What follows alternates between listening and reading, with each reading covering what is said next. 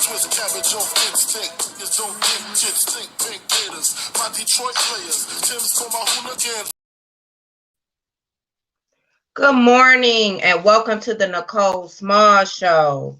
Happy Monday to everybody. This is our new time, 8 o'clock. We are trying this out Monday and Tuesdays, 8 to 10. I know it seems like a late start already, but I think that this will work. I don't want to start changing the schedule. We had enough of that before, right? Throughout the last 3 to 4 months. So I appreciate all of you joining me here today. A couple of things we're going to talk about.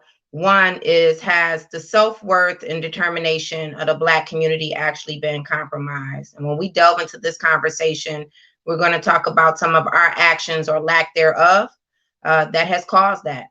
And then we're going to have guests. Our guest on the show will be Mr. Richard Clay, and he will join us on the second half of the hour. I want to talk about the rollout of the show, what's going to be different. So because it'll be a 2-hour show, we'll have some breaks in between. And I want to highlight a few people from Black History Month throughout the next couple of weeks during those breaks. So you'll see a couple of videos as they would be a commercial, just like if we were on a regular radio station, right? So keep that in mind. So let's get started. A couple of things. One, should have been on Black yesterday. Tampa Bay won a Super Bowl. They have 4 Black coordinators. To my understanding, that's historic. We haven't seen anything like that. So I know some of you are mad because you were supporting the Kansas City Chiefs, but you should have bet on Black yesterday because we see who won. There is a coordinator, Eric Bieniemy, I think is his name. And he's for the Kansas City Chiefs, and they claim that maybe his contract will expire. He may not return after the loss of the Super Bowl. We don't want to see a Black brother lose his job, but also congratulations to the 4 Black coordinators who are working on a team for Tampa Bay. I think that that's awesome. February the 27th, which is a Saturday at 1 o'clock, we will be having our mayoral election. Our mayoral town hall. Oh my goodness, not the mayoral election, the mayoral town hall. Again, this is an opportunity for the candidates who are often overlooked and don't receive a lot of media attention to be able to tell Detroiters about their platforms. Hopefully, what the voters of Detroit will get out of this is an opportunity to be able to assess candidates for longer than just 2 minutes, because usually that's what you hear is a 2-minute stump speech when you encounter them at community meetings, which will probably more so virtual. If you happen to see someone encounter a candidate at the door, that's great as well. What I hope, I truly hope that comes out of this, because we're doing this before the filing deadline, is that if your candidate that you're originally supporting doesn't make the ballot, you won't be lost and have to figure out, okay, who do I want to support instead? The whole goal is to make sure that you're already aware of who's running. When the filing deadline comes and you find out who makes the cut, then you'll be able to make a well-informed decision. Oh, I remember that candidate and I like them too. So that would be my next choice. I'm also hoping that what comes out of this is that we make a well-informed decision, right? This is the top of the ticket. I mentioned this last week. This is the top of the ticket race. We need to be making well-informed strategic decisions. That's what we must do. No longer can you just read a paragraph on a mailer. I know a lot of people just won't do the research, but that's what I hope. I want better for Detroiters. If you're already supporting the incumbent, maybe, you know what, you'll change your mind by one of these candidates. I hope you do. I really and truly hope those of you who are supporting the incumbent end up changing your mind. But even if you don't, for those of you who are undecided and you say that you want someone new, you want to see new leadership in office, that you'll take the time to really listen to these candidates. They'll be asked some questions from a host of panelists from different backgrounds, but all of these questions will be pertinent to the role of mayor. So again, that is February the 27th at 1 o'clock. February the 27th at 1 o'clock. Now let's get into the Community Advisory Council. The Community Advisory Councils will have a citywide. I'm not going to separate them by district this time, and that'll be February the 13th at 1 o'clock at 12 o'clock, February the 13th. We will have a citywide Community Advisory Council meeting. Those of you who weren't able to get on the call a couple of weeks ago, you'll have your opportunity now. This will just basically be a check-in for those of you who have petitions, who need petitions. For those of you who weren't on the call and really don't know a lot about it, but you're interested and you may have some more questions and you want to know who's the person in your district that's kind of the point person who can make sure that you work with them and that you get petitions, those questions will be answered. And we will keep it to an hour. We will keep the meeting to an hour. I really want to be more disciplined on our time. Seem to wear people out when there's a lot going on and they're engaging in all of these meetings. So again, February the 13th at 12 o'clock, we will have our Community Advisory Council citywide meetings. Please make sure you share the information. We'll be posting that today on Facebook. Emails will be going out as well. This is important. We can't lose sight of what we're trying to do, which is change leadership in this city. And we have to come together on this. It's to my understanding, the District 5 is also having a Zoom meeting coming up. Let me explain something to you. All of these city council people have had ample opportunity to bring their communities together for these community advisory councils, and they haven't. All right, until they hear that the people are getting together. And I just want to be clear about this. This is not for city council. This is supposed to be led by the people, for the people. We are not allowing anybody to use this as a campaign opportunity. That's why we have people in each district who live in the district who are leading these efforts. I want to be clear about that. Now that we've done the work, now that I've held all of these meetings and you guys have come and you're taking the lead on it, don't let anybody else come in and take credit for your work. That's the problem around here. This CAC has been on the books for years. All right, it's almost 2022. This was back in 2012. They didn't do anything about it then. And since then, they don't get to come in here and take credit for it now, especially without talking to the people who are already been a part of organizing. That go for anybody. I don't care who it is on city council. Now, you can get mad at me if you want to, but I really don't care. But nobody's going to come in here and hijack our work. Each and every one of you who have been participating, who have been calling, Nicole, who is my person, you sat on those meetings. I had a half an hour meeting with each district, even those who already have a CAC established. This effort is supposed to be led by the people because it's for the people. It's for you to hold city council accountable. And if they didn't do the work before, and they didn't try to help you then, don't you let them come in here and hijack your work now. Don't do it. Don't do it. It totally negates everything that we're working towards.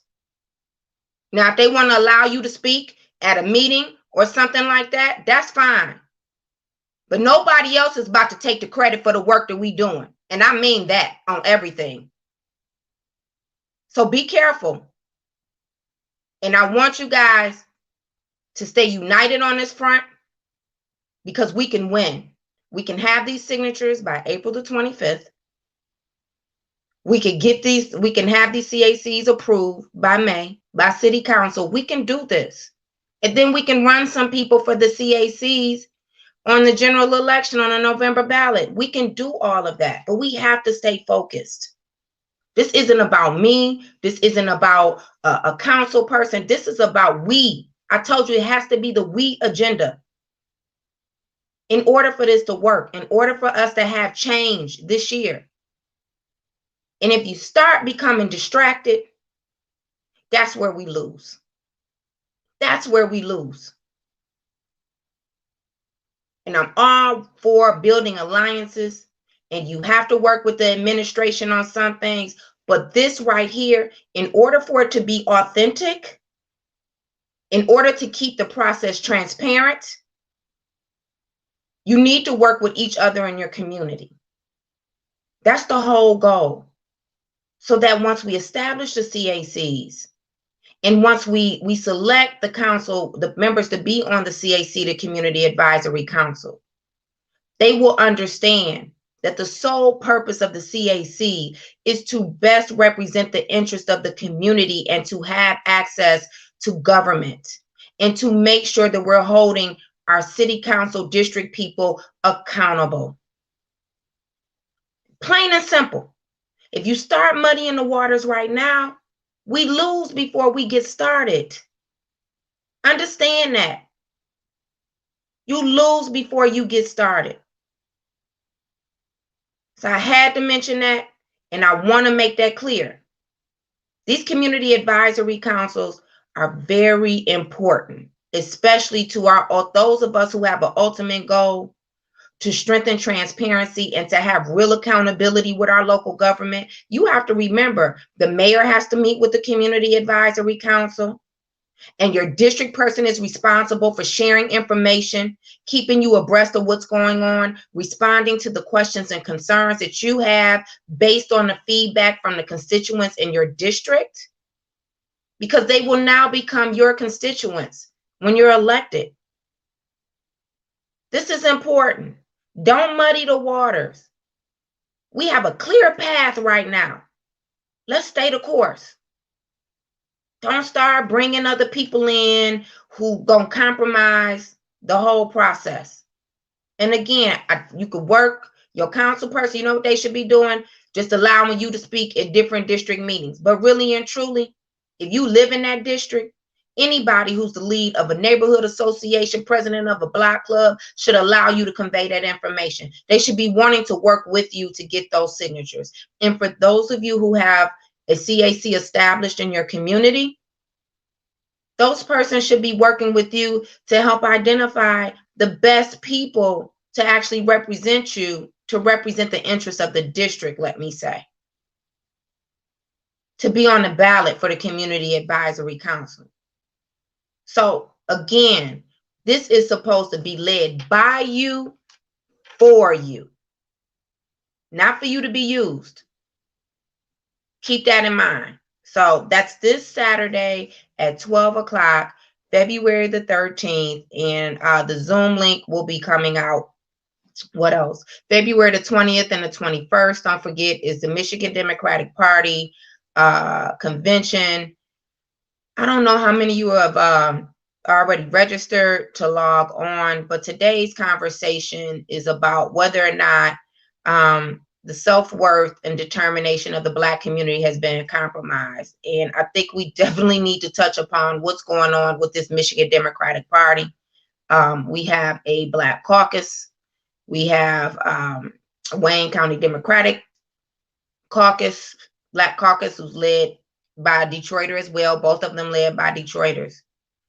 Maybe we need to get engaged and have an agenda and start running for elections to be on these boards.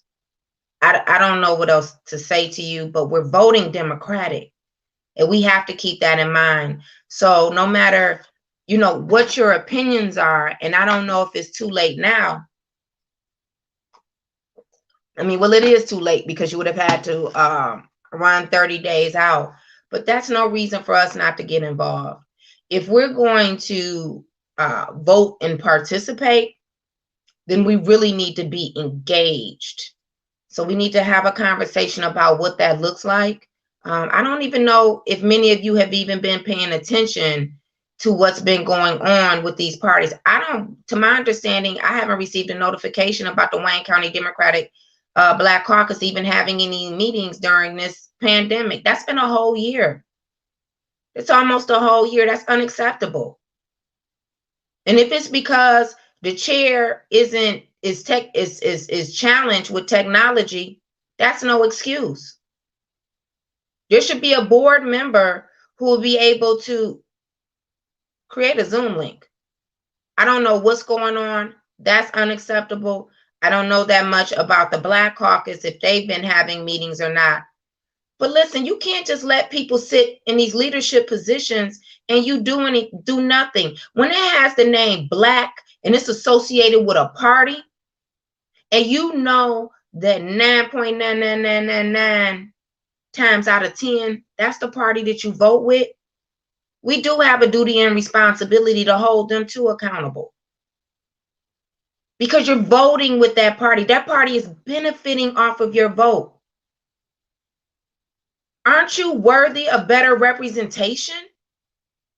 I always talk about LaVar Barnes as the chair of the Michigan Democratic Party. Aren't you worthy of better representation? There's a lot of power in your vote. You have to understand that, and we have to start leveraging that power. And what happened to the self-determination that would never have accepted anything less? What happened to that? So even if, the person that you would like to see in leadership, even for the 13th and the 14th congressional district, because this may be the last time that we have 2 congressional districts to represent the city of Detroit after, because they're redrawing the districts, and we talked about that. This may be the last time, but it doesn't mean that you shouldn't be engaged in the process. You want me to tell you why? Because you want to know, once they redraw the districts, there are going to be quite a few people who come from the 13th and the 14th who are going to be running for those seats. And also, guess what? You're going to have a lot of people coming from the suburbs, because if they redraw the district and they combine the 13th and the 14th together, they're also going to pick up, or if we keep the 13th and the 14th, 2 things can happen. If we keep the 13th and the 14th congressional districts, we could include a lot more suburban cities into each one of those districts. Or if we only have 1 congressional district representing us for the city of Detroit, we still will have some people from the suburban cities who will be included in our district, and they too can run. So I just want us to be more proactive, so you can know who these people are, so you can better understand the process. It's only 2 days. It's going to be quite different this year. I usually go to Kobo for the event, but we have a new normal, and that's just the way that it is. There's something to be said about being able to see the people in person, to watch the process actually play out, especially when they get in these rooms and they get to voting for the chairs of these caucuses. You see some very interesting behavior take place. Let me say that, some very interesting behavior, but things are different. So I definitely want to encourage everyone, go on the MDP website, or you should be able to go on your 13th congressional district that's led by Jonathan Kinlock, or the Mighty Dems website or Facebook page. That's for the 14th congressional district led by Rick Blocker. They should have the information for how you can actually log on and become a part of the process. That's February the 20th and the 21st. And I talked about the mayoral town hall. Let me say this. There is a poll that is going around, and this poll is a mayoral poll, and the poll shows it has Mary Sheffield, Anthony Adams, Sharon McPhail, I believe Benny Napoleon was included in that, and Mayor Mike Duggan. Those of you are going to be getting calls from the person who conducted the poll, and you'll hear comments about, well, Sharon McPhail is in the lead. Let me explain something to you about how to read a poll, because I don't want you to be bamboozled.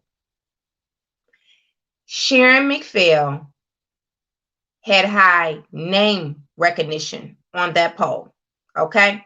And keep in mind, you always want to look at the number of people who were included in that poll. Now, we had 250,000 people turn out in the city of Detroit for the presidential election.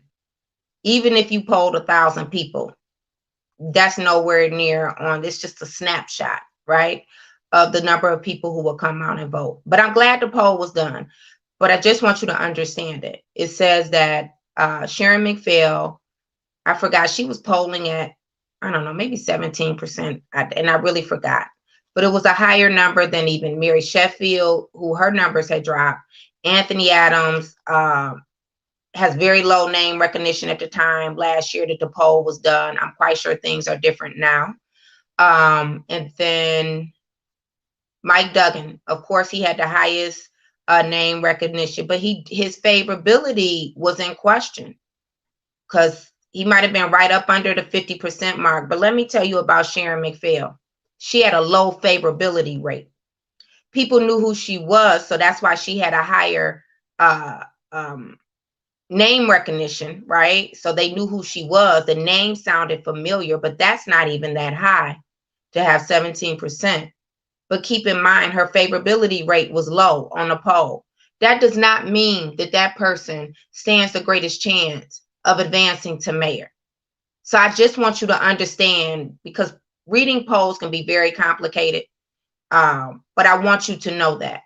And it doesn't mean that she doesn't stand a chance to run. I personally don't think so. To win. I just personally don't hear that feedback from the people.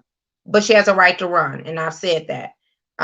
But know that. Understand how to read polls.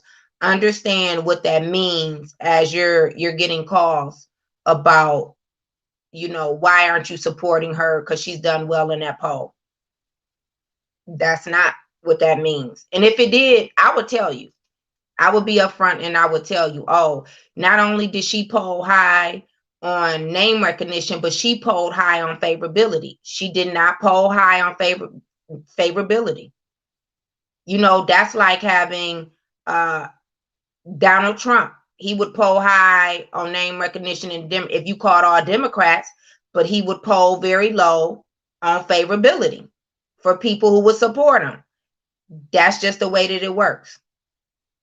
All right, so understand that. I just don't want you, and if you decide to support her, that's your choice. But I don't want you to support somebody based on misinterpretation of the facts. Let me say that. So know that, again, this is why we have to have this mayoral town hall, right? So you can listen to these candidates and you can make a well-informed decision to better understand who you want. And then also, let me say this, you'll still have an opportunity. We will take some questions, but you'll also have an opportunity to either contact those candidates afterwards, right? And to follow up on whether or not you didn't understand their response, or if you have additional questions. That's what I'm hoping that we get out of this, like real engagement early on. We're only 175 days away from the election. We have to get busy, people. We can't wait until April the 20th for the filing deadline. We're just not afforded those types of luxuries. Like, what happened to the days when we had so many great candidates? You'd be like, man, well, if my person don't win, another great person, at least I know that we'll have good leadership. No, that's not the position that we're in now. So we're going to need to narrow it down, figure out how that works. Everyone has been invited who had pulled petitions and that we were made aware of as of last Friday, that were seeking the office of mayor. So we'll see who responds and who can comply with the requirements in order to be actually on the panel. Then tomorrow is city council. I need you guys to call into city council and start asking them, what are they going to do about the People's Slate resolution about being overtaxed?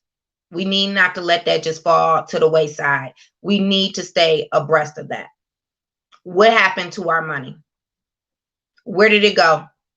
When are they going to make us whole again? When are we going to get this tax credit? That's what you need to know, plain and simple.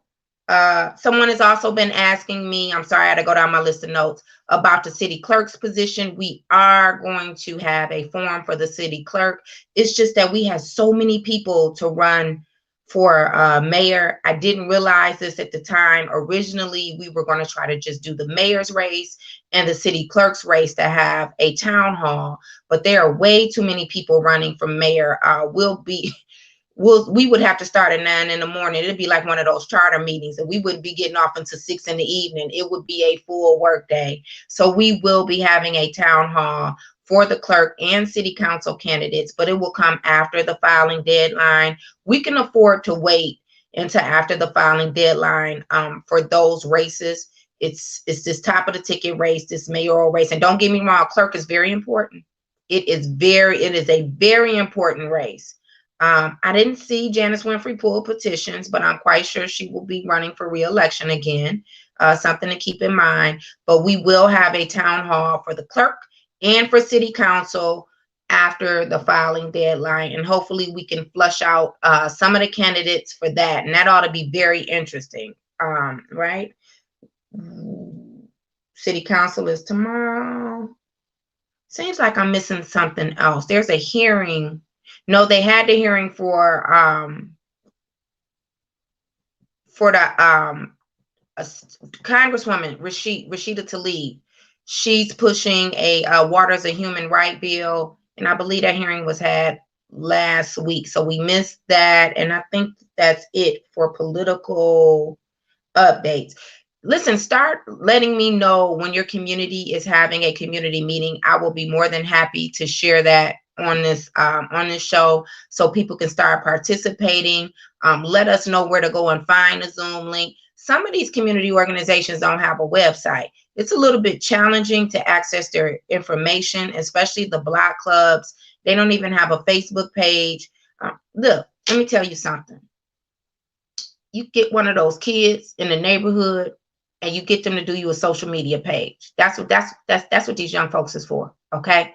They will create you a social media page in their sleep. I want you to understand that. So people can find you. It's really important that we start updating these organizations, and especially smaller ones like the block clubs and even the neighborhood associations.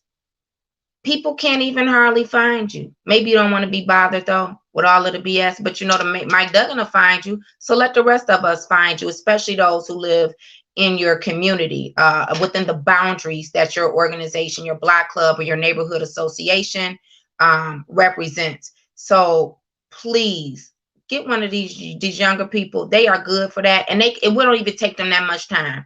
They'll hook you up with a Facebook, Twitter, Instagram. You don't even need to really know how to use it. Just keep sharing the information with them when you're gonna have a meeting and what you want on the page. They can do it in a blink of an eye. That's how you get that done. All right. So try it out and see how it works. If somebody who does participate in your community organization has a teenager or a grandchild or somebody in their 20s, tell them to create you a social media page so people can find you. You wonder why you don't have a lot of people participating. It's because people can't find you. That's a part of the problem. People just simply can't find you, right? All right, we are going to take a break. When we come back, we are going to start the conversation about, has the self-worth and determination been compromised in the Black community? We'll be right back after this break.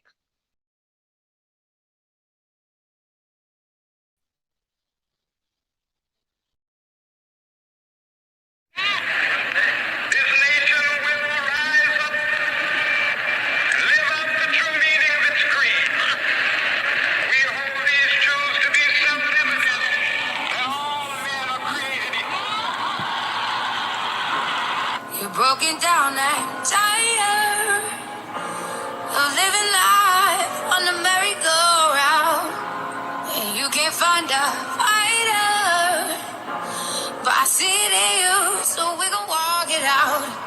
Ooh, mountains, we gon' walk it out, and mountains. And I'll rise like the day, I'll rise unafraid, I'll rise up, and I do it 1,000 times again. And I'll rise up, I like the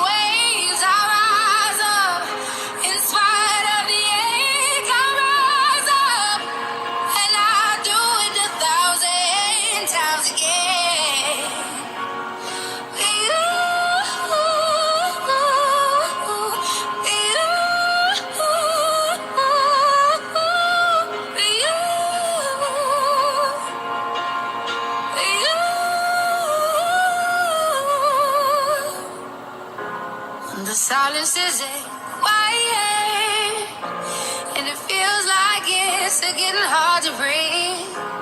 And I know you feel like dying, but I promise we would take the world to its feet. Mountains, bring it to its feet.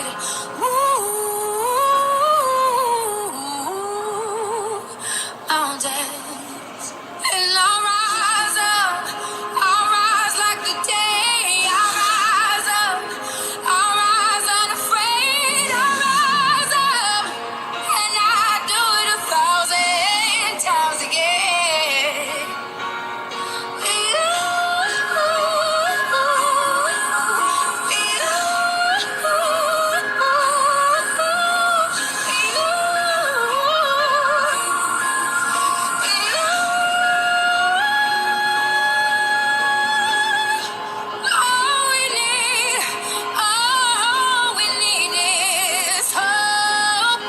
That we have each other, and for that we have each other, and we will rise, we will rise, we will rise, we'll rise. I'll rise up, rise like the day. I'll rise up in spite of the ache. I will rise 1,000 times again, and we'll rise up. I like the waves. We'll rise up in spite of the ache. We'll rise up, and we'll do it 1,000 times again.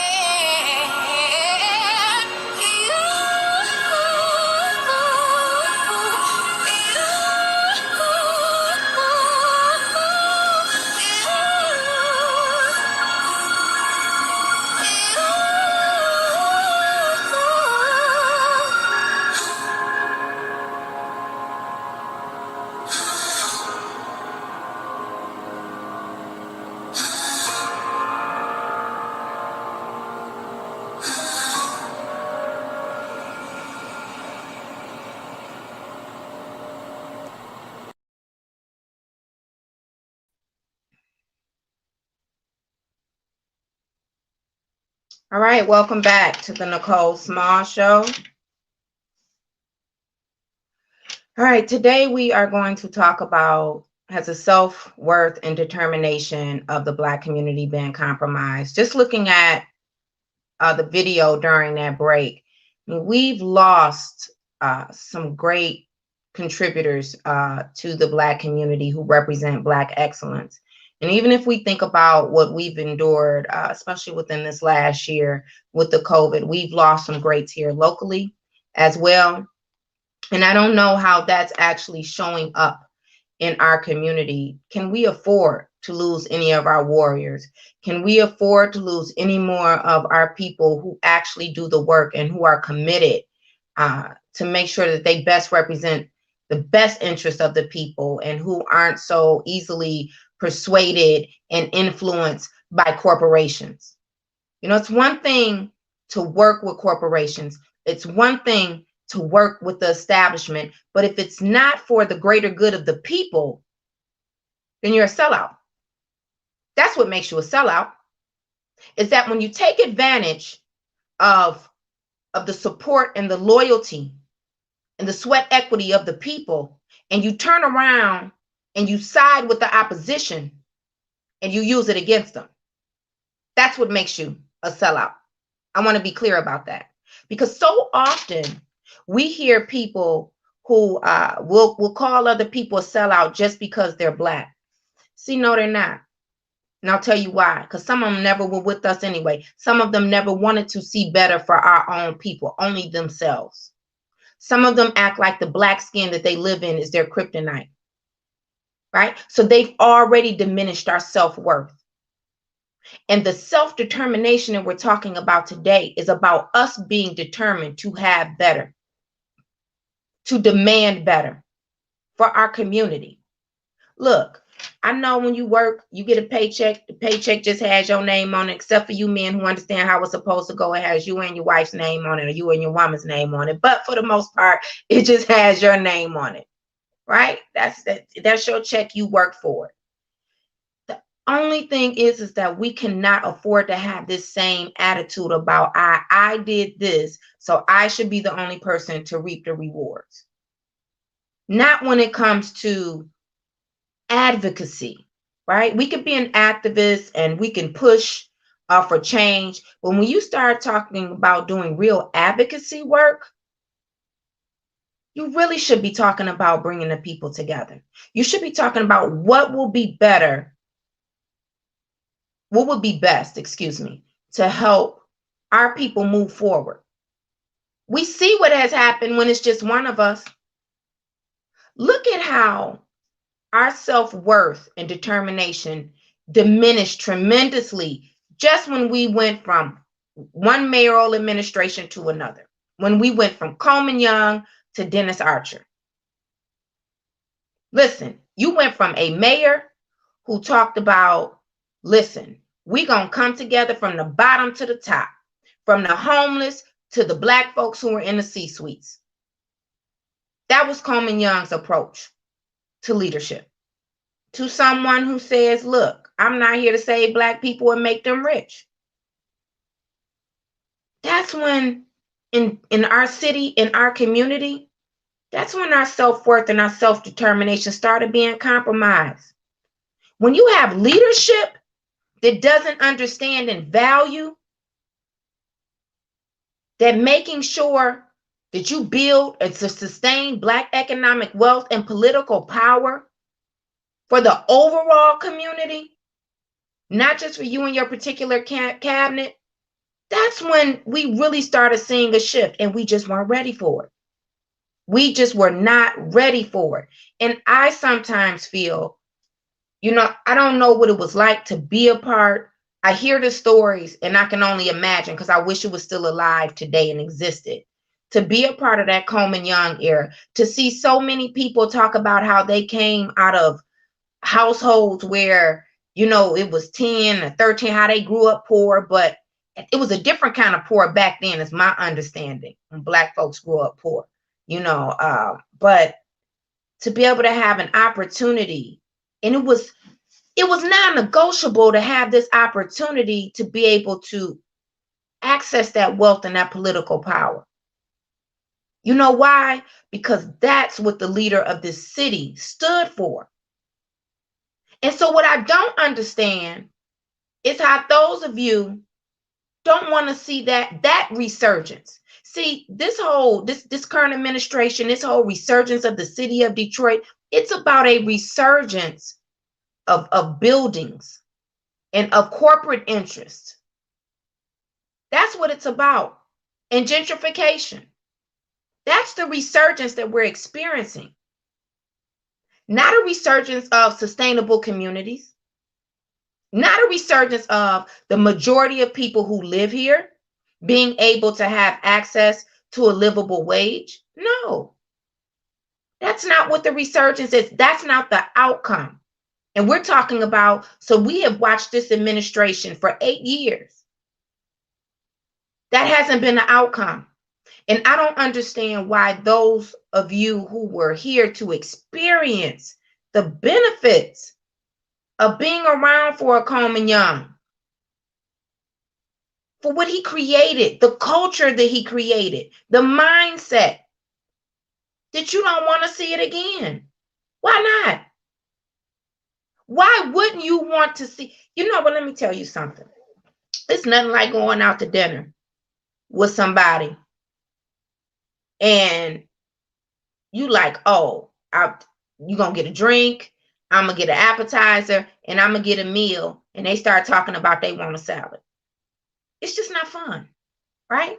It's not fun if they can't sit at the table with you and both of you enjoy the experience. Now, if that's your girl, you gonna take care of her, right?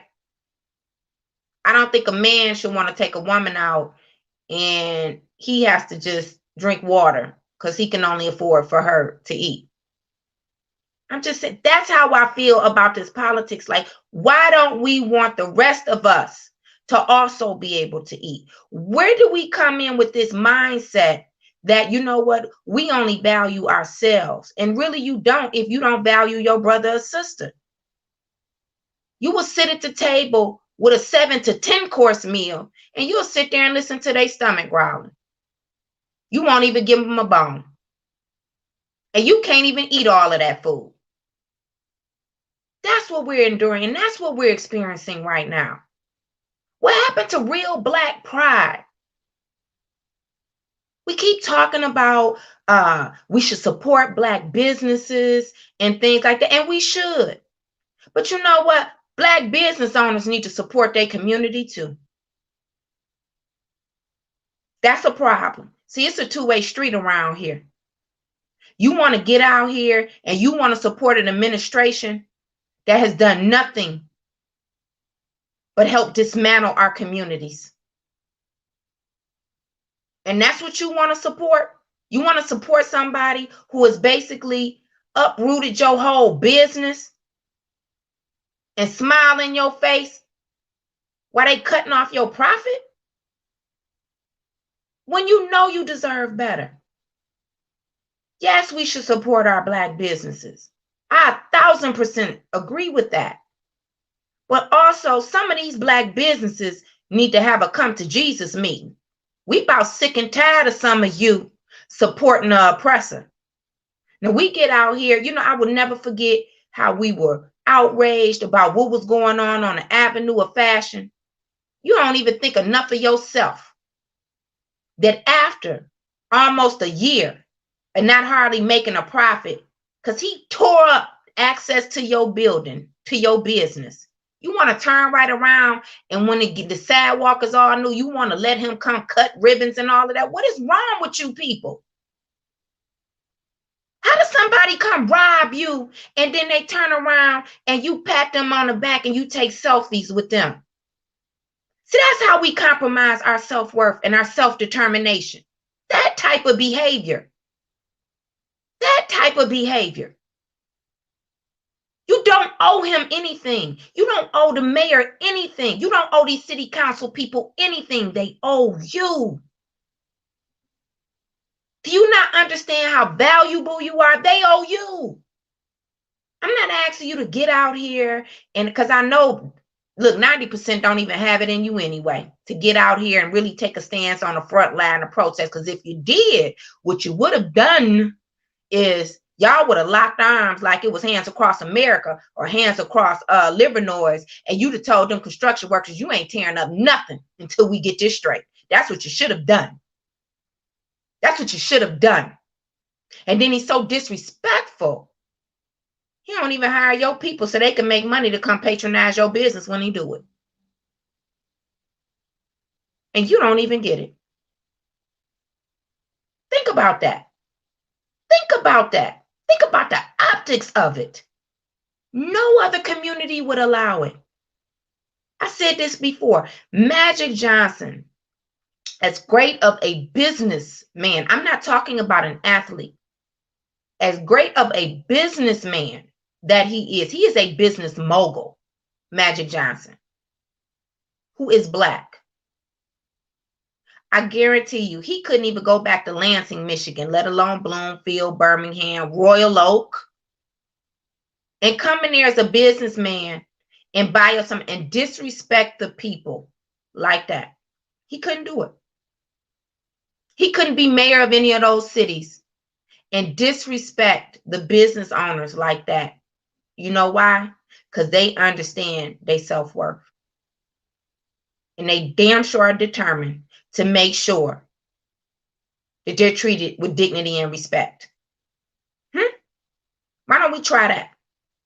That was another area of where we started to diminish our self-worth and our self-determination. And I'm sorry, I forgot to get a call-in number. It's 313-451-2228, 313-451-2228.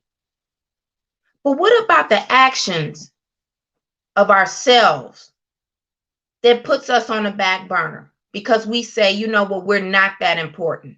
Or you want to say that you are important, but you allow somebody to treat you less than. It's one thing when you're a subordinate and you report to someone else, you still should always have boundaries. Don't get me wrong. Oh, and I agree with you on Grand River. We're going to get on that in a second. It's another thing when you're the employer. Do you not realize these elected officials work for you?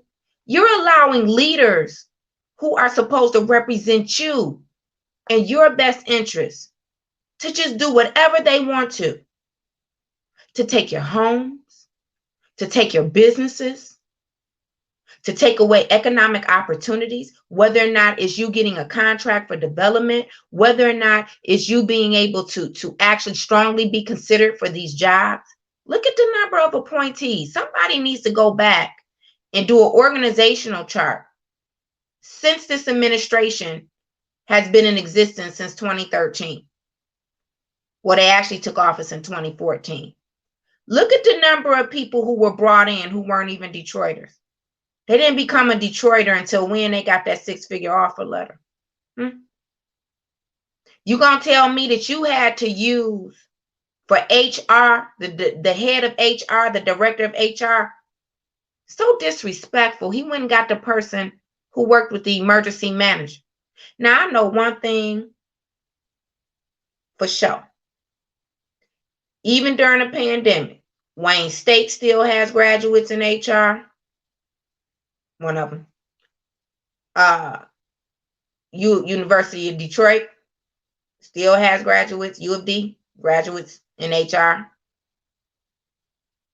In some of the Oakland University, quite a few people. I mean, and Detroiters actually go there. Detroiters go there. And they graduate every year. You couldn't find one Detroiter. Not one Detroiter who wanted that salary. You went and reached out and you snatched up the person who worked with the emergency management that helped to dismantle this city. And you picked that person to be the director of HR. Think about that. You couldn't find any talent? Well, who was your recruiter? Because I need to talk to them. These are the games that they play with us to make us think that we're less than. And some of you get to repeating it. Folks, your black folks just don't want to work. You sound stupid. You just sound stupid. Do you even know what recruiting mechanism that they've used to find Detroiters? Do you? No, you don't. You just go along with that mess. Some people don't want to work, but I'm newsflash here. Just like people want to say, oh, they can't pass the drug test. Now, I'm going to tell you this now from experience firsthand. If anybody can't pass the drug test, it's these white folks coming from the suburbs, okay? In the plant, they get high. They popping pills. They doing other drugs, just like they do on a construction site. So don't come talking to me about no black folks smoking no weed. I don't want to hear it. And you need to stop saying that when you don't know what you're talking about. When they've never even had the decency to show you the numbers, they say it to you and you repeat it. You're right. Some black people don't want to work, but it's some white folks who don't want to work. It's some Asian folks who don't want to work. It's some Mexican people who probably don't want to work. Maybe not that many, but some Mexican people don't want to work. It's all kind of people who don't want to work. But you're not going to tell me that you can't find black people who want to work. I'm not buying that in a city with a high unemployment rate. And they never even show you the numbers of how many people they reached out to or how many people that they interviewed that even made it through the screening process in order to go take the drug test. But you'll repeat that. So you know what you do when you do that and they don't even show you the proof on paper? You compromise the self-determination and the self-worth of the black community. You're engaging in that. That's you. And why do you allow somebody else who has never shown you that they had their best interests at heart to come and feed you a bag of lies like that, and you just so easily repeat it? I know it's challenging to find some of these people to go through the apprenticeship process. A lot of them probably are intimidated by the math and the reading. Some, but not all. They need to try a different way. You don't hear Ford Motor Company saying that they can't find people to work. You know why? Because they're not going to tolerate it. They hire people to recruit. And your job as a recruiter is to deliver. Is to deliver. So why do we allow the city of Detroit, one of the blackest cities in the country, for an administration to come in here and to tell you that they can't find black folks who want to work? To tell you that, well, we're going to keep approving these contracts. But you know what? The contractors, they just can't find anybody. Where are they looking? Do you ask them that? Where are they looking? And I don't want to hear about workforce development, because workforce development falls under the mayor. And he done already told them who he wants. That's clear. Look at his administration. He's one to talk. His former chief of staff, she from California, then went out there to Commerce Township or whatever, before she even thought about moving in here. This is the game that they play with us. But the problem is not them. The problem is us. When we come back and we start spewing that type of garbage into our own community, and what do you think that it does for the psyche of our younger people? No wonder why, these young kids are fleeing out of this city and out of this state. Because we don't even act like we want better for them. So what if our generation messed up? So what? That's our responsibility to do better for them. To give them opportunities. To demand that they have opportunities. But we won't even do that. That's sad. That is very, very sad. And we need to take a look at ourselves. We really need to take a look in the mirror about what we're doing to compromise our self-worth and our self-determination. You can't keep saying that you want better. You can't keep pointing the finger at the administration when you won't do anything about the administration. I'm going to tell you something. We all have friends, associates who work in different capacities, who maybe support things that we don't necessarily support. That's okay. That's okay. But you need to draw the line somewhere. You need to draw the line somewhere. I watch and I listen to some of these conversations take place, and I watch the behaviors of some of these people, and it turns your stomach. It's just sickening. You hop on social media and they so proud to champion for massa. How do we go back to that? How do we go back to that? How do you let a man who don't live here, right? He doesn't even live here, convince you to change the name of your community? Explain that to me.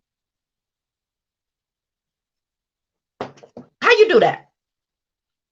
You live here, your mama lived here, your grandmama, your great-grandmama, they all lived here. And if you lived in another community, right? So like I grew up in Bagley. I grew up in Bagley, bought my first 2 homes in Bagley, okay? I don't want you coming just because I don't live in Bagley no more. Don't mean that I want you coming over there changing the name. What is this name change? Do you not understand what that means? They're testing you. They're testing you. The only name you should be changing, black folks, is if you want to go change your name to an African name, okay? Don't let nobody keep coming in here changing these names around here. You see what happened with Cobo Hall? Oh, they really wanted to change it because it was racist. How a racist gonna tell you that he want to change the name of a building because the person whose name was on it was racist? Make that make sense to me. That's why I still Cobo Hall to me. How a racist gonna tell you that this is what's best for you? How somebody who don't even live here and keep talking about when he was raised in Detroit? He left at the age of 6. How he gonna tell you about growing up in Detroit? He could tell you about taking advantage of Detroit now. I give credit where credit is due. And the majority of the people who working in that administration, they're not rooted in this city. I'm all for inclusion. I'm all for bringing people to the city to make sure that we have a more sustainable tax base. I am. We don't need all of these abandoned houses. But what I'm also not going to tolerate and say that I support are people coming in here thinking that they can take over. And they shouldn't be allowed to. It's more of us than it is of them. Don't you know it's power in numbers? What are you so afraid of? I've never seen, it's like the majority of our community is paralyzed with fear. How do we get there? How do we get there? How do we start to think so little of ourselves? How can somebody new come in here and tell you to change the name of your community? I'm not talking about the Indian village situation over there with the Native American man wants to change the name because he feels insulted. Okay. I'm talking about members, people who work, employees, appointees of this current administration coming into your community to tell you to change the name, but they so slick with it, right? This is how slick they are. They convince you that this is what you wanted. And you go along with it. And you just out there just to promoting it with your little petitions and rounding up the people, telling them why this is such a great idea and blah, blah, blah, blah, blah. They convinced you that this was your idea to change the name. How can somebody else get you to take the lead on changing something in your community when they haven't done a dat blasted thing to improve your community? Oh, they gave you them bike lanes. I blame that on you parents.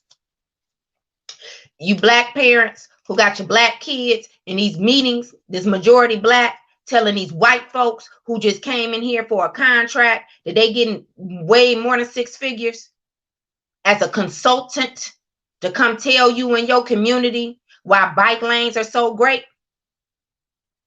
Let me tell you how I was raised by my mama and daddy.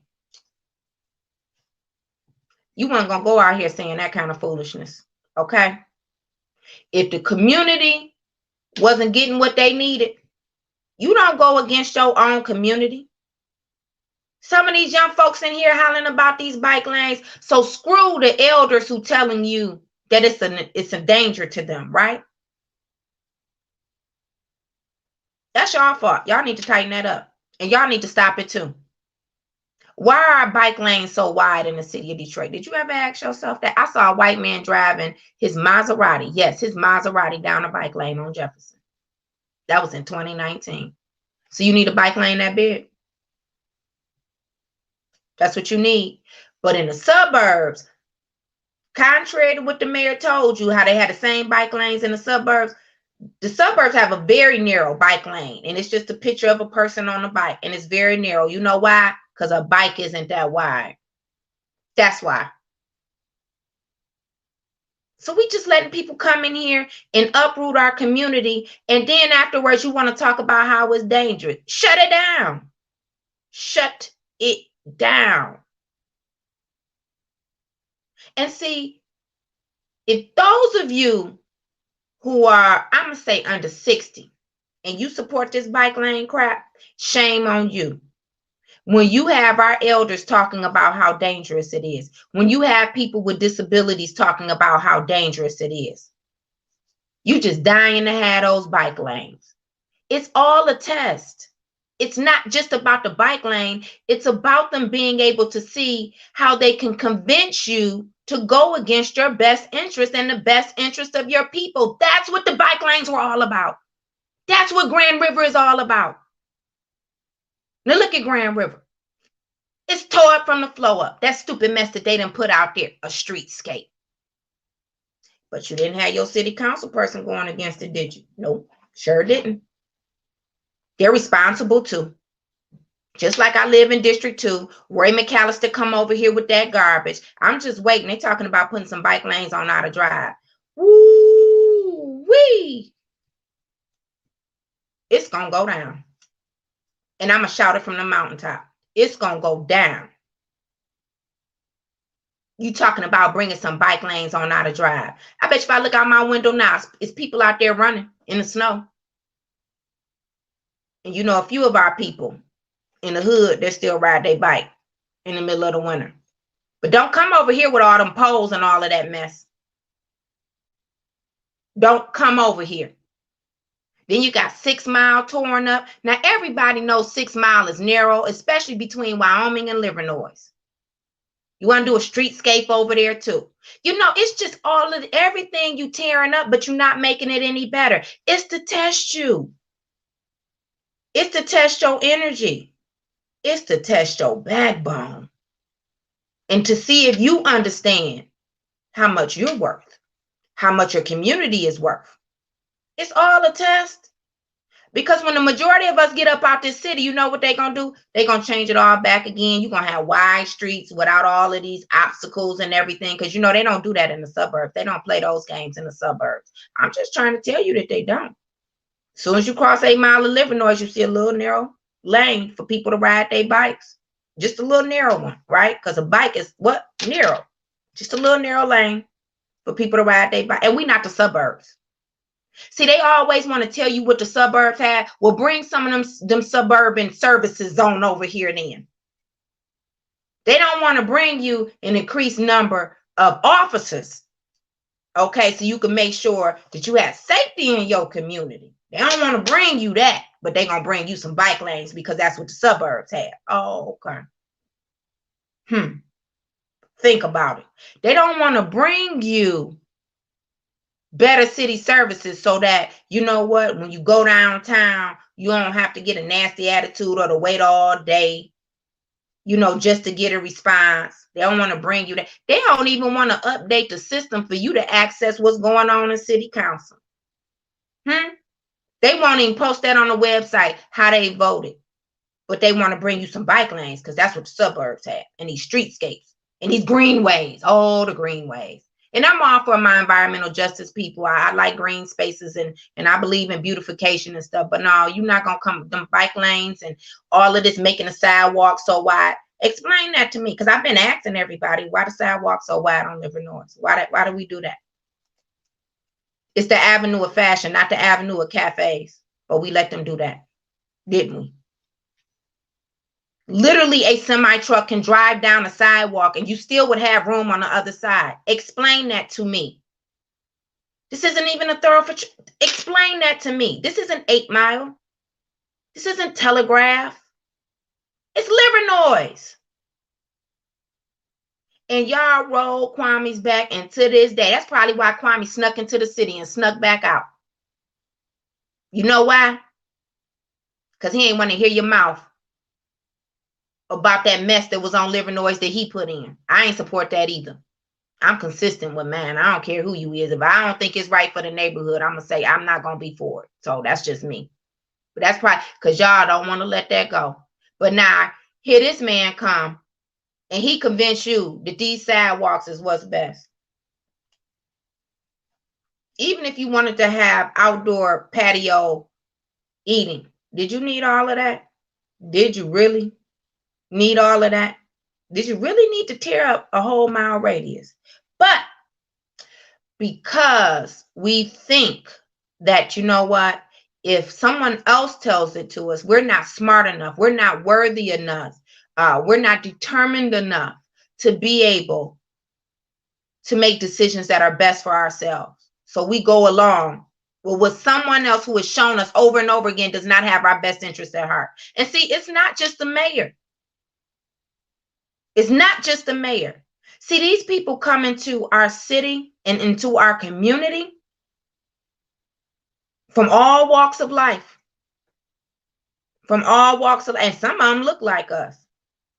Some of them look just like us. And they only here to seek and destroy. And that's what we allow them to do. Where's the repercussions? Where's the repercussions? You come into our community and you just lie to us. Where's the repercussions? And don't even have the decency to come back and say, you know what, I made a mistake. I was wrong, or I made a poor decision. No, they just keep it moving. Like they haven't done anything. Like they haven't done anything wrong. And we allow it. This is what we allow to happen. You don't think that you deserve better? And I'm going to tell you something. For those people in your neighborhood who going along with that garbage, well, you know what? Sometimes you just have to fall out with people. I know some of you don't believe in going against other black folks. Well, who else you going to go against? And we 80% of the majority. Who? Tell me. Tell me how you win a war without having some casualties. Because I'm waiting. I've never seen so many people who want to fight for something when you up against an army and you want it to be nice and sweet.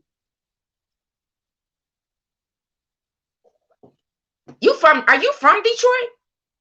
That's another thing. Where did you get this mindset? That it's going to be all pleasantries. No. You need to start having some conversations with the people in your community, with your neighbors. Get to know your neighbors. And let them know what's going on. And let them know why they need to stop supporting this garbage. And how it impacts us for generations to generations. It's that part. Are we even thinking about how this is impacting the students who are about to graduate from high school, the ones who are in middle school, elementary, the babies that's not even born yet? It's this kind of psychological warfare that does us in and always has. I'm not asking you for much. I'm just asking you to have a backbone. How can you always be so worried about respecting someone who has no respect for you because they hold a title? Who does that? Where did that mindset come from? And then this person works for you. But you'll battle somebody like me for saying something. You'll have a whole lot to say. All the time. This is what you do. That's why I asked you, do you really want some change? See, because let me explain something to you. Them folks sitting downtown, they don't allow you to be cordial. See, I write an email. I ask a question. I point out the facts.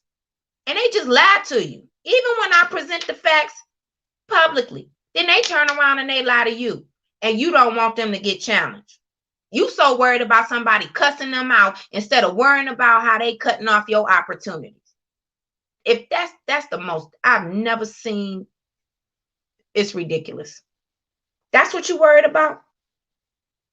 How somebody speaking to somebody who got a knife to your throat. You worried about somebody who has shut off over 150, that the water to over 150,000 homes. You want that person to get some respect. You want the same person who's taking away money out of black people's household to get some respect intentionally, because it doesn't have to be done that way. That's what you're worried about. Your priorities screwed up. That's your problem. That is your problem. Your priorities are totally screwed up.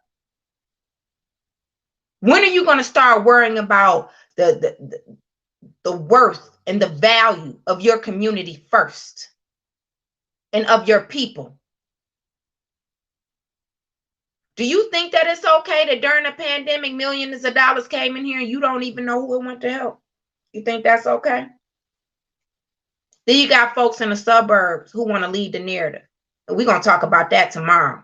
Oh, wait till I read this Facebook post to you from an outsider who always know what's best for us. You know, it's always people outside of Detroit who want to tell Detroit, black Detroit. You don't tell white Detroit, except for the few white folks who stand with us, because we got some good ones who white, okay? And I'm going to tell you, I'd be on the battle line with them first before some of you black folks, because some of you black folks, you're not worth the spit in the image that the Lord made you in. And I mean that. You just not worth it. Anytime you sit by and you watch somebody do elders wrong, children wrong, and women wrong, and you support that, you not worth the spit in the image that the Lord made you in. And that's just my personal opinion, and I stand on it on all 10, period. But look at what's going on, and look at what we're doing to ourselves. Look at how we just turned out. Not for Biden, we turned out against Trump, but it benefited Biden. And what are we getting for it? We got a couple black folks who got a job. Is that all we could get? Is that all we could get? That's all that you want? Your standards that low? When are you going to step up and start talking about some of these leaders?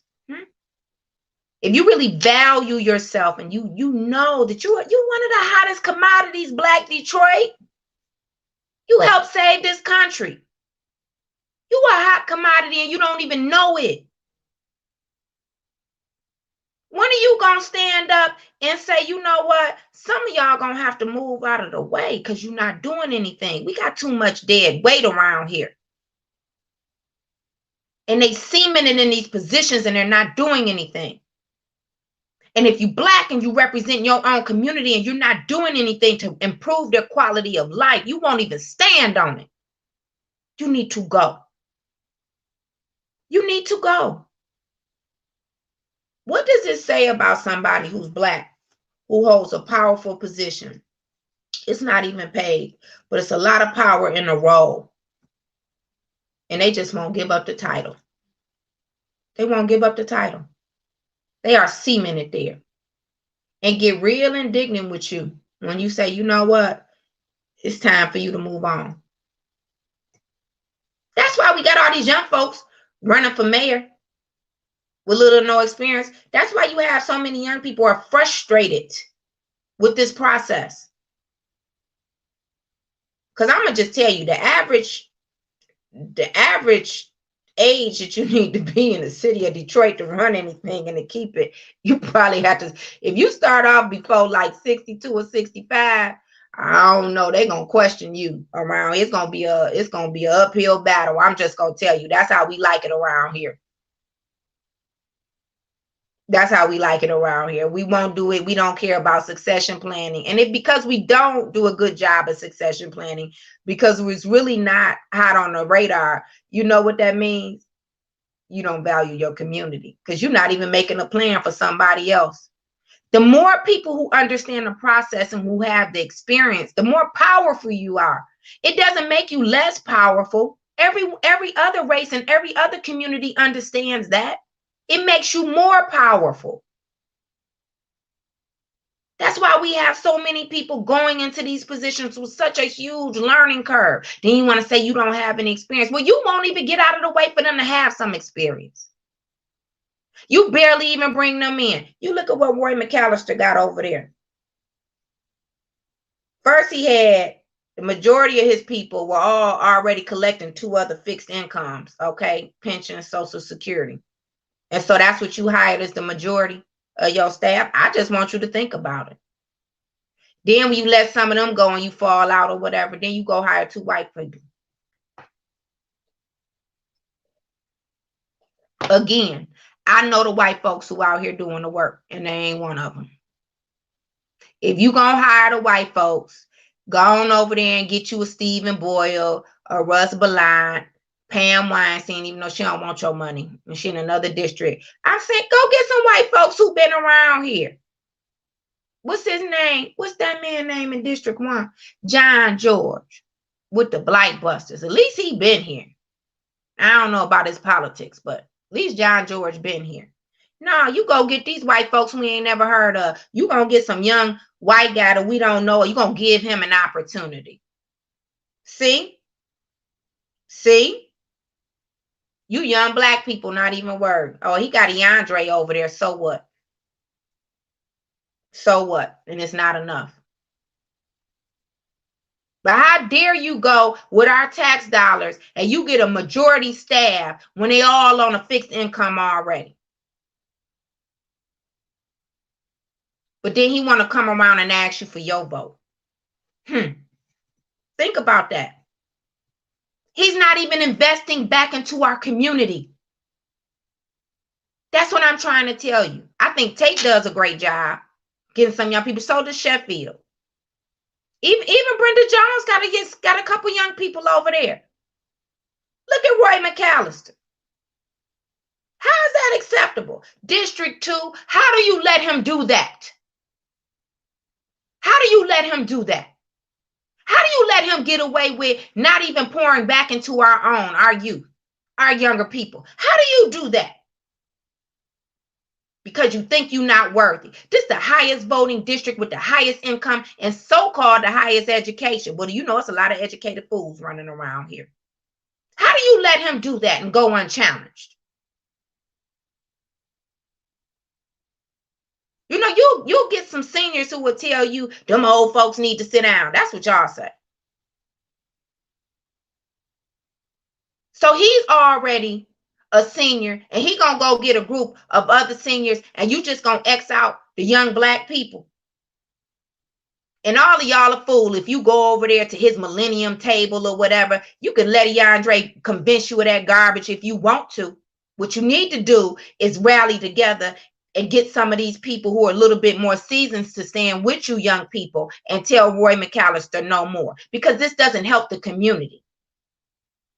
This does not help the community. That type of attitude, that type of poor leadership does not help the community. And we won't even get into his voting record, but that's why he needs to go. That's our problem. That is our problem, that we cannot demand that our worth is validated and tell them how worthy we are of more opportunities, more respect. We're failing at that, and we need to fix it. We're going to take a break, and when we come back, we will have our guest, Richard Clay, on the line to continue this conversation, and we'll be right back after this quick break. I see you, Richard. We'll be right back after the break.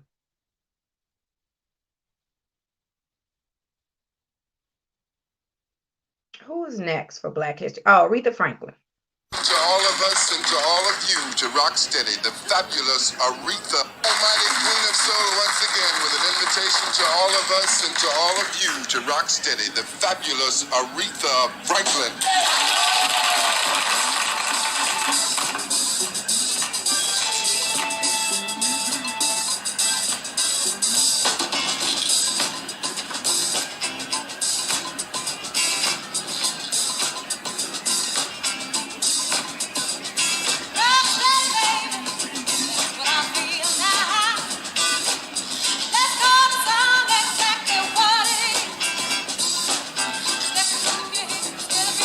Side to side.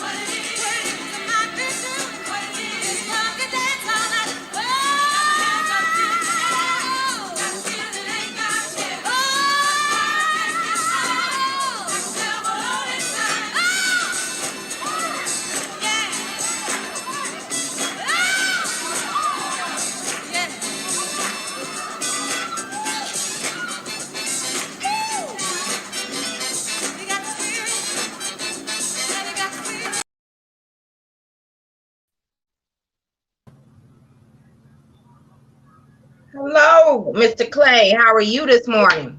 Doing good, doing good. Thank you Let for me having pull me this on your out. show. No, thank you for being a guest. Just for the listeners to know, we just played Aretha Franklin. We wanted to highlight her for Black History Month. Her contributions, not just to music as an artist, but her contributions to the civil rights movement, how she has helped Martin Luther King, Malcolm X, a host of others, even the Black Panther movement, her and her father. Those are the contributions that help to shape our culture and to help move us through the civil rights movement. So we definitely wanted to highlight her today and to say thank you, Queen, for all that you have done, all of the great memories that you have left us, and also some standards and some guidelines to live by, especially with your song "Respect." Putting Mr. out all these Clay. entertainers today. Yes. Mr. Clay, I wanted to have you on as a guest today as we're talking about, has the self-determination and worth in the Black community been compromised? We're experiencing some challenges just here in the city of Detroit in our community, with getting this leadership, so to say, getting it right, being able to understand who's there for us, making better decisions of who we should support, and what a great leader looks like, right? Right. Who's not coming in with a mindset to compromise what we're worth, and who is going to be determined to improve our quality of life and to actually uphold the duties and responsibilities that they were selected or elected to do. And so that's a perfect opening to these challenges that we're facing right now. You have for the most part, a lot of the people who are walking around and laying stake to that claim, that mantle of leadership, they have not fully embraced the concepts of self-determination. And Mm. that's one of the problems that we're seeing.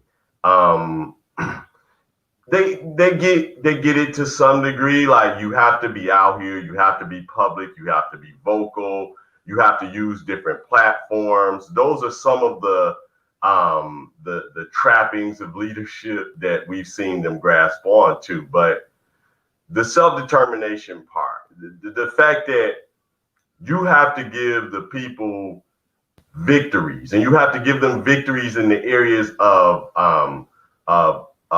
building things, of building things that we can claim for ourselves, and more importantly, control for ourselves. We have to have our own institutions. We have to have our own organizations. We have to have our own attorneys when we go to fight our battles. We can't always be using other people's things and resources. We have to have our own funds and fundraising capabilities.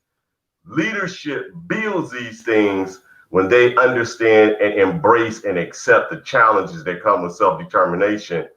And I'm going to tell you, Nicole, I've been walking the path of self-determination since I was in my early 20s. I came into the movement on the end of organizations like the Malcolm X grassroots movement, the Republic of New Africa, groups that their sole claim was to push for and promote self-determination. So, like, some of the bow down and kowtow to other people's stuff that's going on out here, and I don't really understand all that because I didn't come into the movement like that.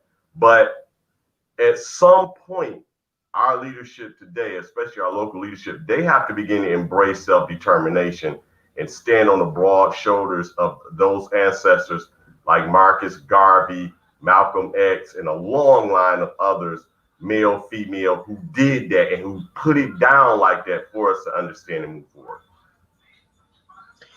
It makes me wonder, when you think about the conditions that our ancestors had to endure and how they were still able to fight throughout those obstacles and those challenges.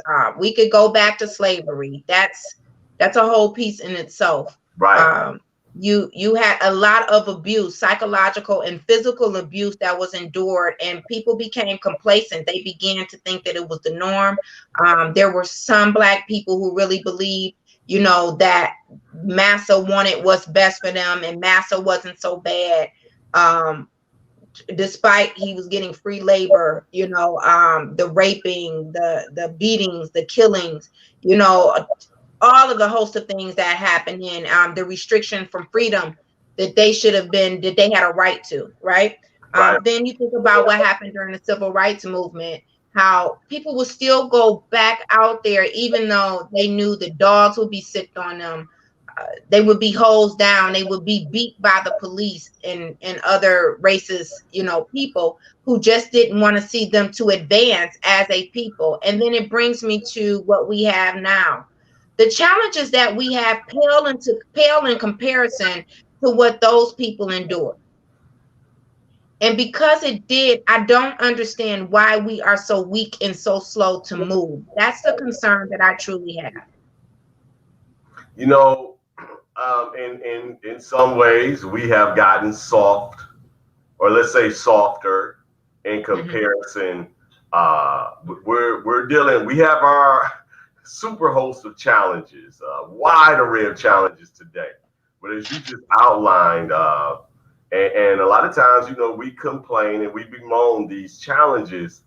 But if we were to compare them to what our ancestors faced immediately coming out of slavery, or during the Jim Crow era, I mean, yeah, there's no comparison.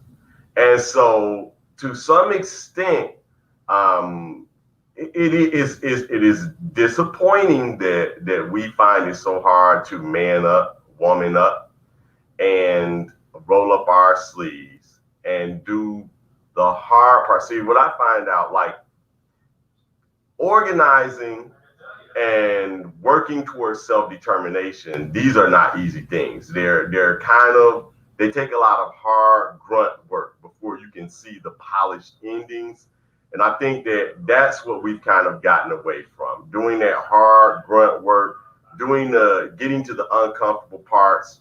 I always found, Nicole, that in the past 20 years, one of the things, even as I moved around the different organizations, I tried to challenge organizations that I participated in from the 1990s to the early 2000s into the 2010s about just building fundraising capabilities and building economic arms into their organizations or into their little movements. And there was always resistance to that. And when there's resistance to that, what happens is anyone that has some money or some resources, doesn't matter if they're from another race, if they come from another state or something, if they come around and they dangle a few dollars, the leadership jumps at it, like a wolf seeing a little piece of cornbread on the ground, because they know that we don't have it within our midst. And so it is that failure to build up our strengths internally, which is the main component, again, of self-determination, that leaves us so wide open to dance to the tune of other people. So when you think about what we have going on today, we have a group of people who want to protest a radio station owner who seems like has a pattern of behavior of not only just censorship, but clear disrespect and disregard for the Black community. And I don't know, even during Black History Month, I think that we have so many people, some who are in leadership, they're going to continue to listen to the station. I don't know if we're from the same cloth anymore. Let me say that. There's a point in time that it would have gone without question that after some of the statements that were made in the media and the news by the owner, and there's still been no apology, and there hasn't been any retraction. When you take something like that, when someone has just blatantly shown you who they are, I don't even know if we could do that. And if we can't do that, and for a boycott even during Black History Month for the next 2 weeks, then how do we really anticipate to be able to turn the city around and select new leadership? So it is difficult to do that. when you have such a divided era of leadership. Um, and I guess what you're seeing right now is when leadership cannot respond to the crisis that just, I mean, it just literally blew up. Mm-hmm. And it didn't come out of nowhere because there were signs all the time. Okay. Mm-hmm. But this time it really did blow up. And when the leadership it just is in unable to respond in any coherent way, then what you're finding out is a lot of people are showing their true colors. The ties that they have to a white man that can come amongst us, disrespect us in that way, and feel that, people make mistakes sometimes. We're all human. So if the man made a mistake and he wanted to come out here and correct it, he could do that. He could issue an apology, he could issue a correction, he could issue retractions, and then he could start showing by his actions that he did not mean to do what actually he did. But that has not happened. None of that has happened. And Mm-hmm. so when that person shows their true colors, and you have people actually jumping out there to protect them, to coddle them, to enable them, then you begin to understand what are they using their leadership. They're using their leadership to benefit who? Because it's definitely not the masses of our people that are benefiting from that type of leadership that protects a disrespectful white capitalist and does not protect the interests of the people or the people who are working hard. The grassroots leadership is working hard to move forward for our people. And so we see these things. I'm gonna tell you though, in my opinion, this is a positive development. There's a lot of positivity that comes out of this development. There's positivity that right now you are here and you are doing this show on this platform and building it up, because even though you may have had this platform before, you wouldn't have put the same type of energy into building this platform and Mm-hmm. into reaching another level in your expression of self-determination. A lot of people who thought that the owner of that radio station was one way now can see for sure that he is another way. There is nothing bad about that. I want to know the people that are around me and the people that are in my spheres of influence. I want to know who they really are. What do they really think? What is their heart for real? If this is what it takes for them to show their heart, that's a good thing, because I don't want to wait until there's a crucial moment and I'm depending on that person or depending on their platform to really find out who they are and where they stand. If this is what he's all about, we needed to know that. Our people needed to see that. And yes, there's disappointment in the beginning, and there's some tough challenges. You got to turn your vehicles around and get to another level, another platform. But that's all a good thing, because it means that we probably shouldn't have been there in the first place. Mm. And I can So see, true. I have advertisements on that station. I have contacts and friends at that station. I've used the station while it was there. But when it becomes crystal clear that the person that is running that station thinks about us in a way that is disrespectful, in a way that he feels that everybody is at his whim. No, no, no, no, no, no. I don't play that game. And we needed to know that. We needed to see it. We needed to feel it, so that maybe it will push us to work towards self-determination 10 times harder than we were doing before. But I also think that there's I talked about this earlier. It's almost like there's a heightened level of fear. Um, and it's like paralysis. The people won't move. They're afraid to say anything. And I'm not just talking about the station owner. I just wanted to use that as an example, that there was a point in time that our community would have just automatically shut down. They Right. just would have shut it down. You know what I mean? Like, it would have been done. Now we're going into a whole nother week. And I want to talk more about us as a community and why we're so flawed. Isn't it our responsibilities?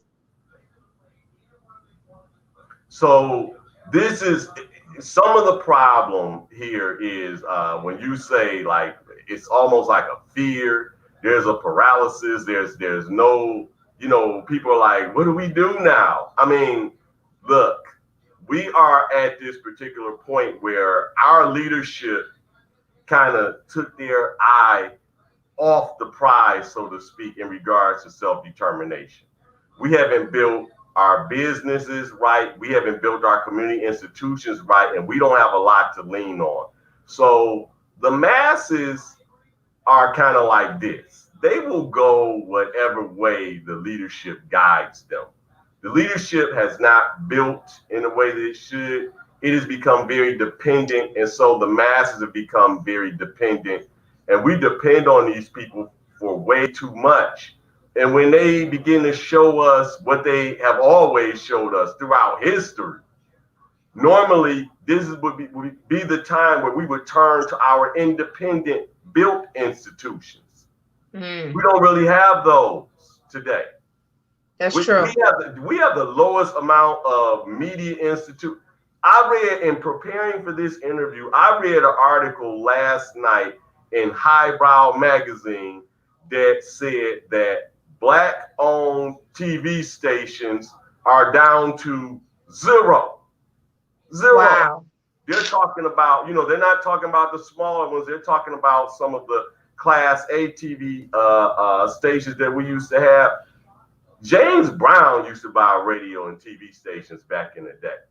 So it's not a thing about money. It's a thing about commitment and priority and what you do and how you organize your money.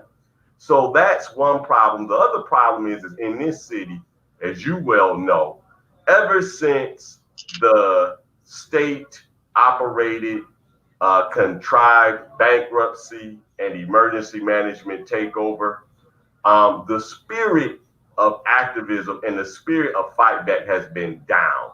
It's like that was a mortal wound that this city and its leadership has not recovered from yet, because they saw how impotent Black leadership was in its efforts to stop any of that. And so people just right now don't really believe that you can respond to these gigantic attacks from the outside or from the inside.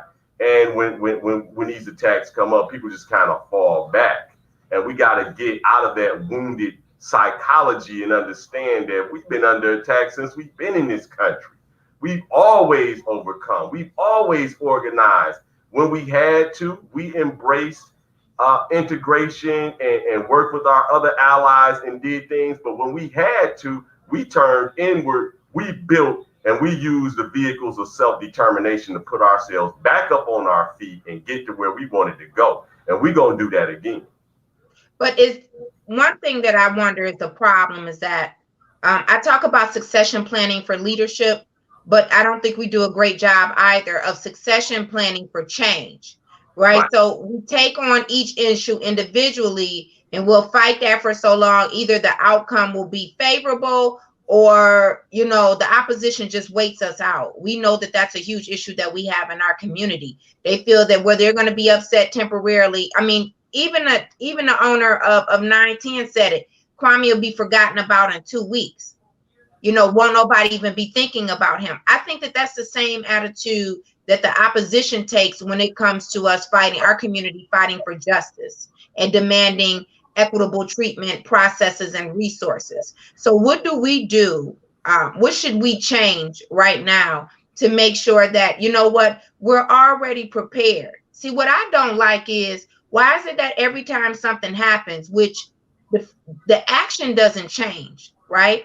The actions against us, the attack against us doesn't necessarily change. It's just the face that sometimes changes. So why don't we already have a plan and have already mobilized to have a rapid response? You know, I look at this, I said, how is it that you got to start calling people together to figure out how to call out an owner who has totally disrespected the Black community, right? You got to figure, you got to get people together. It should be a matter of execution. The plan should be there. I'm just using that as an example because that should be the easiest win, right? You're making an excellent example. That's an excellent example. The plan the response plan should already be there.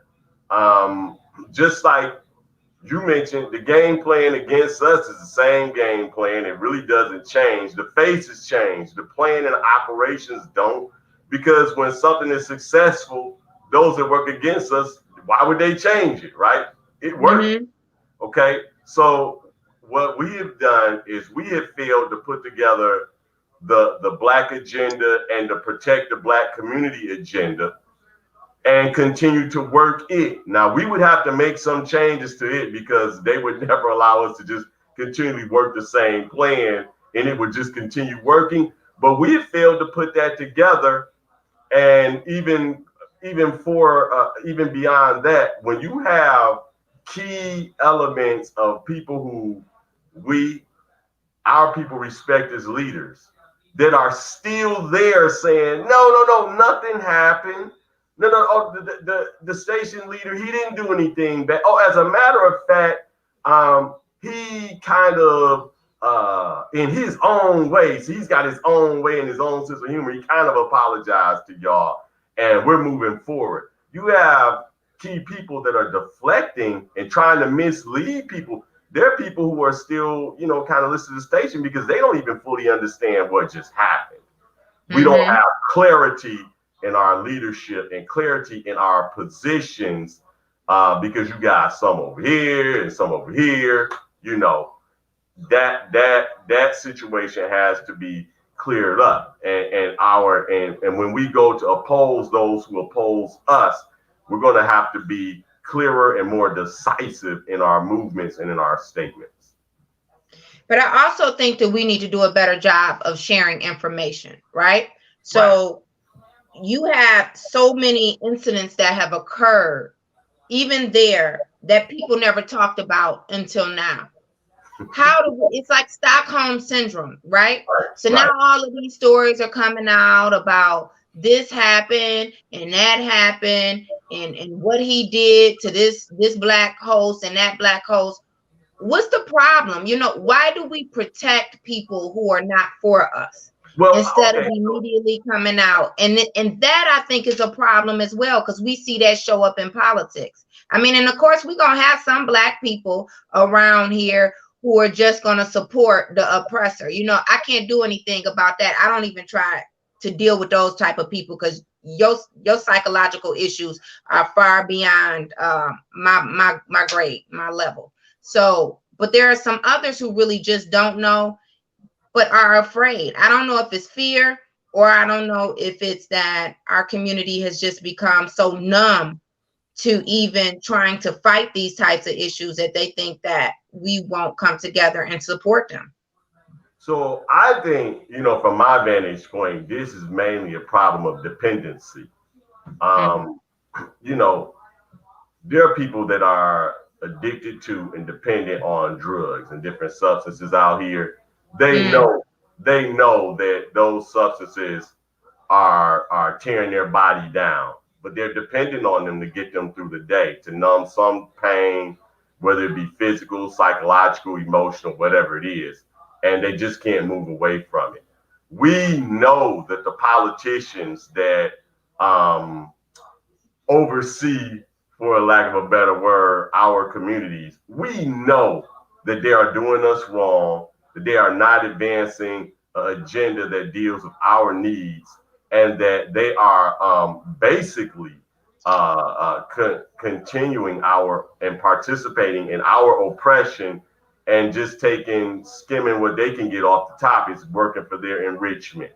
But do we break away for them, or do we vote for them because we like, well, this is the best we can get? A James Tate, a Janae Ayers, this is the best we can do right now. How many people go and still cast those votes for them? This is what we're seeing here. People feel as though this man, for whatever his shortcomings are, and we don't need to go back and know all of the insights from every host. Let me tell you, when people are like that and they feel, those vibes are out there. There are people that know there's talk that goes on. I mean, a host left one time, and the station owner came on and played music and said, "We got the same amount of ratings after playing that music that we got when that host was on." And Mm. before 2 months was up, that host was back on the station. He Yeah. went back. So Yeah. I'm saying is that this is the type of dependency when people just feel it's the only game in town. And in many instances, that's not the case, but we just feel that way. And when it's someone of the white race, we really feel that way. You know, we Hmm. want their blessing, we want their assistance.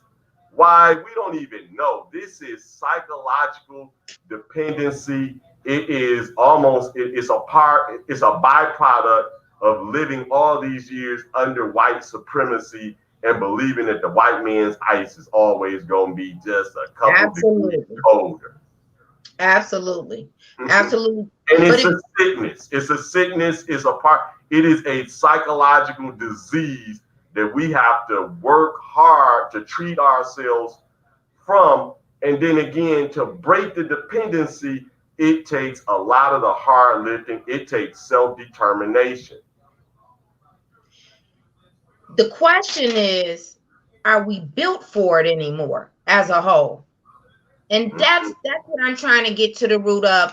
It's great for us to have these conversations, but I believe that we're stronger than we actually know that we are. Mhm. And until we tap into that strength, we won't be able to move in a manner where we demand our self-worth, and that we're determined that, what, no matter what the obstacle is, it's non-negotiable to make sure that the outcome is equitable and just for us. But we don't always go into it with that mindset. There's a defeatist attitude running around here lately, Yes, it is. It Mr. is. Clay. And so that means you shut yourself off before you even get started. And that's so you've already lost before you even try to win. And the only way that you're going to even stand a chance to win is to step out on the front line and to make that demand. And you can have some concessions, but I mean, we can't concede any power because we don't have a real demand. We go in there with the mindset of what concessions we're already going to make. So this is, I mean, like this is at this point to reorganize ourselves and do the things that we have to do and build independent institutions and build and follow an agenda that really pushes the needs of our people to the forefront. This is going to be the most challenging thing that we've done in a long time for the simple Mm, fact of, in any movement, there are high points. There's the highest point, which is the pinnacle. Then there are low points. There's a low tide, and then there's that lowest point, the nadir. We are at mm, the nadir right now of our struggle, of our movement. And that is the time when it is the most hardest to operate, but it is also the time when it's the greatest amount of opportunities. Because everywhere you look around, there's an opportunity to organize, there's an opportunity to push the issue forward, there's an opportunity to uplift the people because we're struggling in those areas. I mean, you could just go issue after issue after issue. There's nothing but opportunities for those who want to get out here, grab the bull by the horns, and begin promoting advancement around that issue. mm, Okay. So we have to now take advantage of all of these opportunities and get serious about these types of incidents that come up that really push things forward, have to push us towards getting more serious, more committed. And what you find out is that it's times like these when people find out we can do this because we really don't have any other choice. mm, We don't have any other choice. Check this out. There have been people who have said that in the midst of all this, now all we got to do is go back, and I want to emphasize back because many of us were already Before that radio station, we were already doing programming over at WHPR, TV and radio station. I had a program, some of your viewers will know, I had me and my partner, my mentor, Kenny Anderson, we had a program called Frankly Speaking that ran on WHPR from 98 to about 2003, maybe 2002. Okay.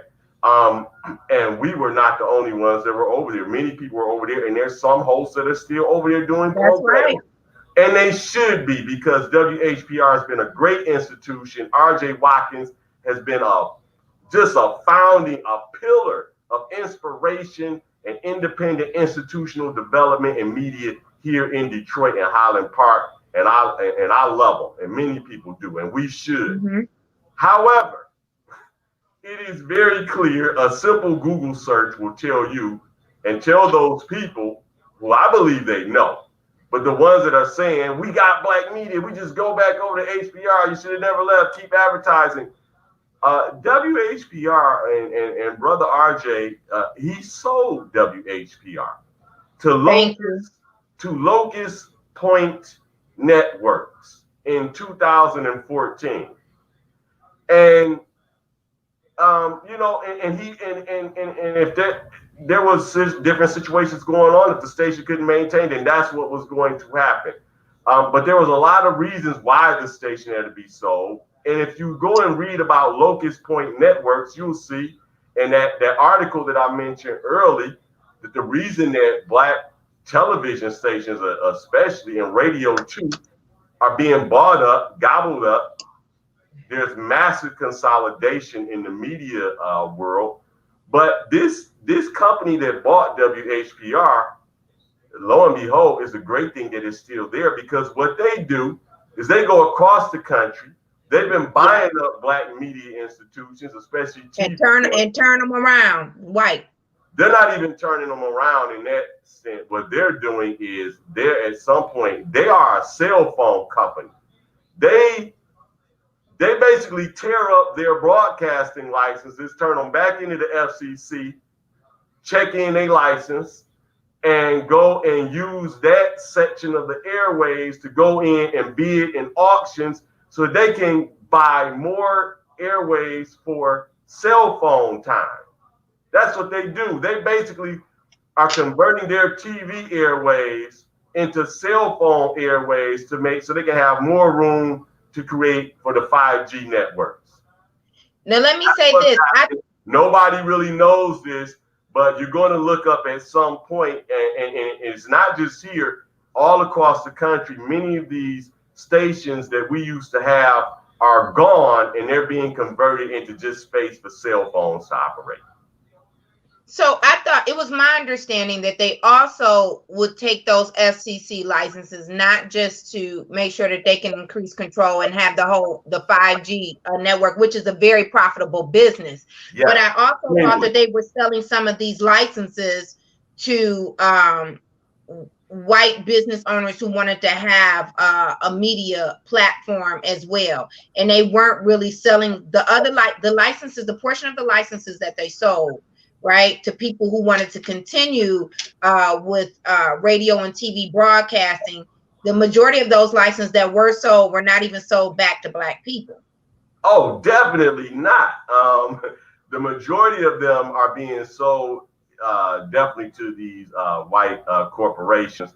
And there may be some of them who will just use it, turn around and use it and convert to a different radio format. It won't be definitely not, black urban talk and that type of format. But if you look across the country at the consolidation that is going on, the majority of the black stations that are being forced into selling. They don't absolutely have to, but even their creditors, the people that they get their money and their loans from, are forcing them to sell to these cell phone company operators.